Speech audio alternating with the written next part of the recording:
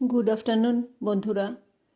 আজ আমাদের এই ভারতবর্ষের আহমেদাবাদ শহরে যে একটা ঘটনা ঘটলো, প্লেন ক্র্যাশ হলো, এটাতে আমি যে কিভাবে দুঃখ প্রকাশ করব সেটা আমি ভাষা খুঁজে পাচ্ছি না।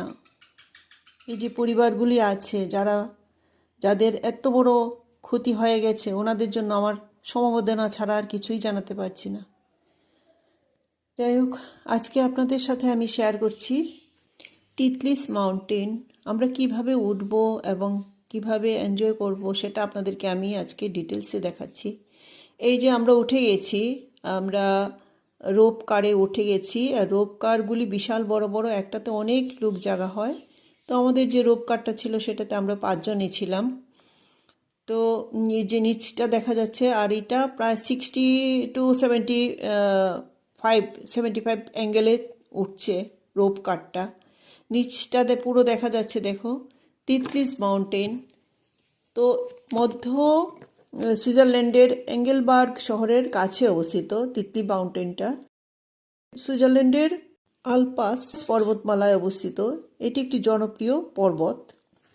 উচ্চতা আছে 10,623 ফুট, মানে 3,238 মিটার উচ্চ সি লেভেল থেকে। এখানে গ্রীষ্মকালে হাইকিং, প্যারাগ্লাইডিং এবং স্কিইং ইত্যাদি আনন্দ উপভোগ করা যায়। এখান থেকে এগুলি তুমি করতে পারবে ইচ্ছে করলে। তো পেমেন্ট করতে হবে এক্সট্রা ওইটার জন্য। তো আমরা আর এইসব করিনি, অবশ্য আমাদের বয়সও হয়ে গেছে আর ভয়ও লাগে। তার জন্য অল্প বয়সে যারা আছে, ছেলেরা মেয়েরা, ওরাও করতে পারে এইসব। জুন মাস থেকে সেপ্টেম্বর মাস পর্যন্ত এখানকার উষ্ণতা থাকে 5 ডিগ্রি থেকে 5 ডিগ্রি সেলসিয়াস থেকে 15 ডিগ্রি সেলসিয়াস। তো বেশ ঠান্ডাই ছিল, এত শীতের পোশাক পরেছি তারপরও ঠান্ডা লাগছে। উপরে তো ওখানে আবার বরফের গুহা আছে, সেই গুহার ভিতরে আমরা প্রবেশ করেছি। আর আমরা একদম এখানে 3টা লেভেলের 3টা স্টেশন আছে, 3টা স্টেশনের একদম লাস্ট স্টেশনে আমরা গিয়েছিলাম। তাই আমরা ফুল এনজয় করেছি। বরফ ছিল, প্রচুর বরফ ছিল, খুব এনজয় করেছি। এটাই আমার আশ্চর্য লাগে যে এই স্টেশনগুলো যে বানানো হয়েছে, এই হাজার হাজার লোক এগুলির উপরে উঠছে।